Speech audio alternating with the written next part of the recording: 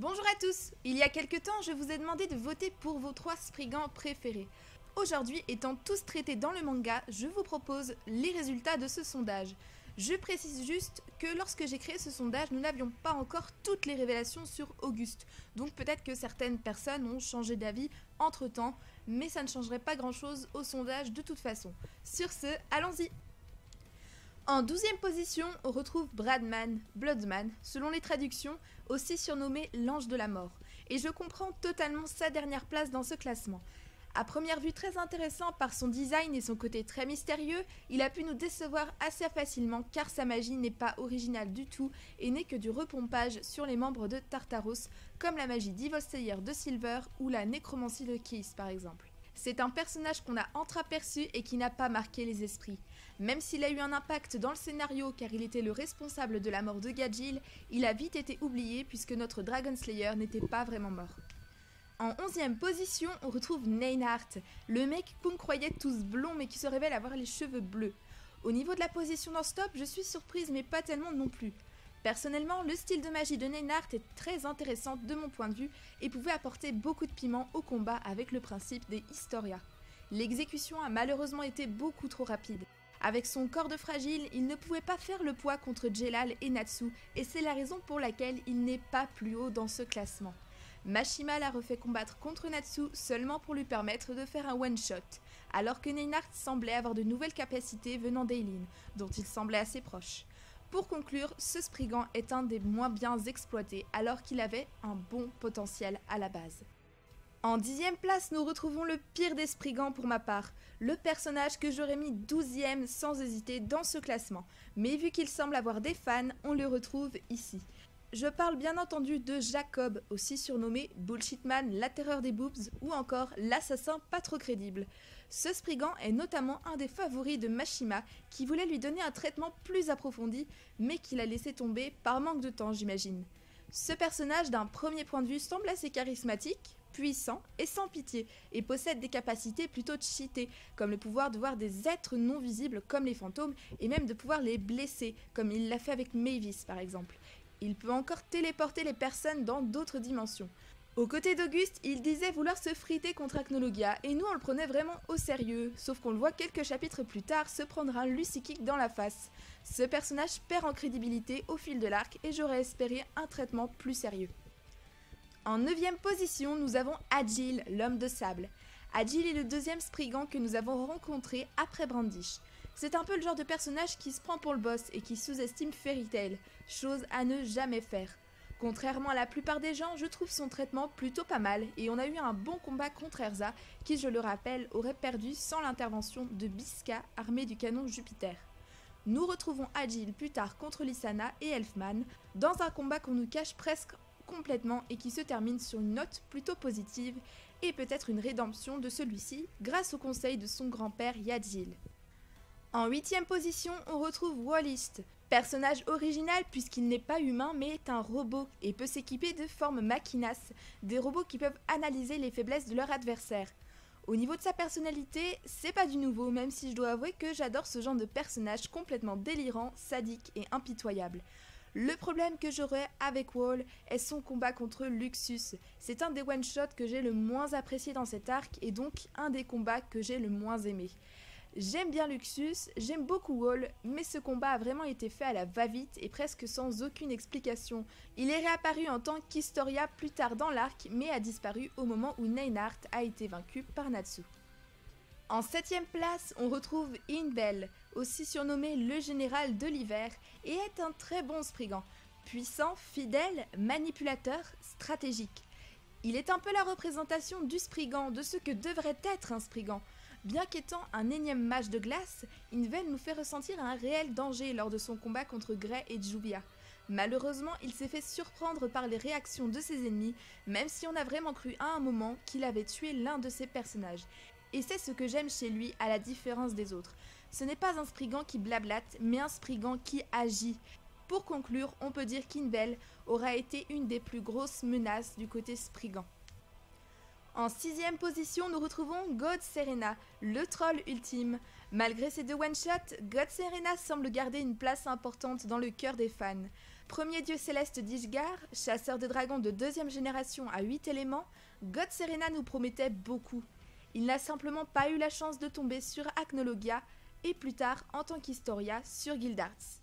Je ne comprends pas trop pourquoi Mashima a décidé d'exploiter ce personnage de cette façon, étant un Dragon Slayer dont nous n'avons pas vu tous les éléments. Nous avons vu le dragon du purgatoire qui est le feu, le dragon de Neptune qui est l'eau, le dragon des cavernes qui est la terre et le dragon des tempêtes qui est le vent. Nous ne découvrirons sans doute jamais les 4 autres Lacrima, ce qui est vraiment dommage. Sa personnalité loufoque et déchaînée reste néanmoins des facettes appréciées de ce personnage.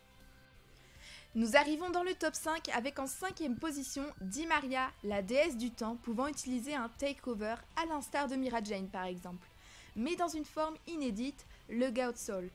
Personne très caractérielle et moqueuse, elle se sent en concurrence avec Brandish, l'autre femme Spriggan d'Alvarez.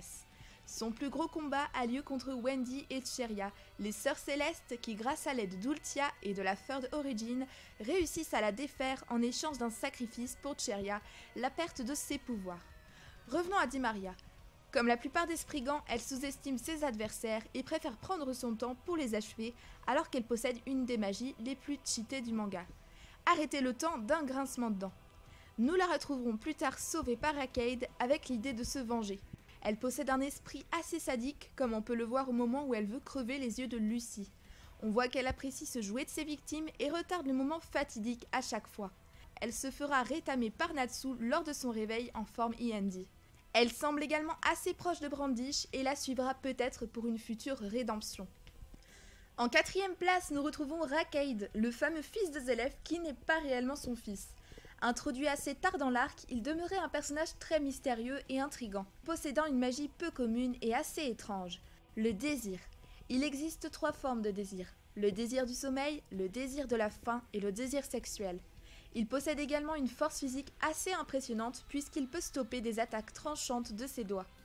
Les révélations nous apprennent qu'il n'était qu'une expérience de Zelef, un démon de son livre, il n'est donc pas son véritable enfant. Il était également l'arme secrète de Zelef pour vaincre Acnologia, ce qui nous montre que Zelef portait de grands espoirs en lui, mais d'un autre côté ne lui portait aucune attention. Pour conclure, nous pouvons dire que ce personnage nous aura surpris de bout en bout, et que Mashima nous aura longtemps berné sur son identité pour mieux cacher l'identité d'un autre. Il reste à mon goût l'un des meilleurs Spriggans, malgré ses défaites, et qui m'aura fait ressentir beaucoup d'empathie, et dont la mort m'a vraiment touchée. Nous arrivons dans le top 3 et je pense que personne n'est étonné des 3 premiers Spriggans de ce classement. Nous retrouvons Auguste, le roi de la sorcellerie, en 3e position. Longtemps hypé pour sa force, c'est un personnage qui a beaucoup mitigé les fans, moi y compris. Son assurance, sa loyauté et sa force physique font de lui l'un des Spriggans les plus puissants, si ce n'est le plus puissant. Les révélations ont fusé ces derniers chapitres sur sa véritable identité, il n'est autre que le fils de Zelef et Mavis, un secret bien gardé par Mashima qui nous a énormément surpris avec cette révélation. Là où ce personnage est décevant est la rapidité avec laquelle il a été vaincu. Nous n'avons eu aucune explication sur sa conception, très peu d'infos sur son histoire et surtout une fin trop rapide qui n'apporte presque aucune émotion. Je le dis pour ma part, peut-être avez-vous ressenti de l'empathie pour lui. Personnellement, je le vois comme un sacrifice inutile et bâclé, dans le sens où sa mère n'a eu aucune connexion avec lui, en dehors de ce regard. Je l'ai ressenti comme un regard vide de sens. J'espère des révélations plus tard dans l'arc et que Mavis et Zelef apprendront la vérité sur Auguste, car pour le moment, il reste une de mes plus grandes déceptions de cet arc. En 2e place, nous avons Brandish, la démolisseuse de nations, qui est le premier Spriggan que nous avons rencontré dans cet arc, aux côtés de son acolyte Marinolo. Les avis divergent, mais j'ai trouvé la relation créée avec Lucy très intéressante, car cela permet de faire un lien avec Layla et d'en apprendre un peu plus à son sujet, et de savoir comment les clés ont été dispersées dans la famille. J'ai trouvé ce flashback très poignant, et comme on a pu le voir, le chemin vers la fairytailisation pour Brandish est tout créé. Brandish à Fairy Tail ? J'aimerais beaucoup car cela apporterait une touche de fraîcheur à la guilde. Donnez-moi votre avis en commentaire sur la question. Elle est également très bipolaire, changeant d'humeur pour rien et pouvant se montrer très hautaine.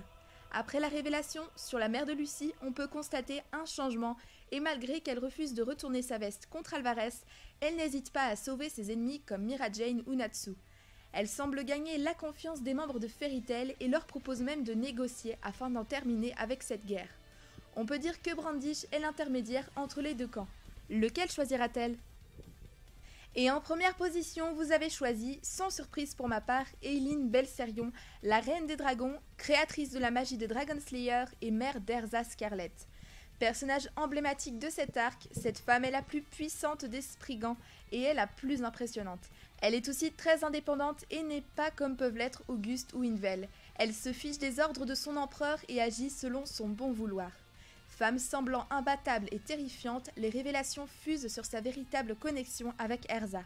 Mashima nous révèle un passé tragique, comme la souffrance vécue et de l'humiliation qu'elle vivait chaque jour, du courage qu'elle a dû avoir pour s'opposer à son mari violent, et ses flashbacks nous montrent tout l'amour qu'elle porte pour son enfant.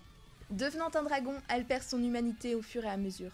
On découvre une facette plus sombre d'Aelin au moment où elle sombre dans la folie et rêve de devenir humaine à nouveau. Face au dilemme de s'accaparer du corps de son enfant, nous pouvons voir qu'elle possède toujours cette part d'amour et d'humanité et nous montre qu'elle n'est pas une mauvaise personne en laissant vivre Erza. Chose qu'elle nous montre une nouvelle fois lors de son combat contre sa fille dans le chapitre 519, où elle préfère se suicider plutôt que de blesser sa fille. Bon, même si elle a essayé de la tuer plusieurs fois, oublions. Est-ce une fin trop bâclée pour le personnage qu'était Aelin? À vous de me le dire. Personnellement, je ne suis pas trop déçue, même si le combat sur sa fin était trop rapide et que j'aurais aimé voir plus Aelin dans sa forme de dragon. J'espère que vous aurez apprécié ce top qui reflète plutôt bien ce que je pensais au niveau du classement et n'hésitez pas à me dire en commentaire ce que vous pensez de votre classement, si vous auriez vu des personnages beaucoup plus bas, s'il y a des changements qui ont été causés par exemple avec Auguste, les révélations sur Auguste. Est-ce que pour vous Auguste est-il trop haut? Est-ce qu'il y a des personnages pour vous qui sont trop bas? À vous de me le dire. Sur ce, on se retrouve pour une prochaine vidéo. Salut!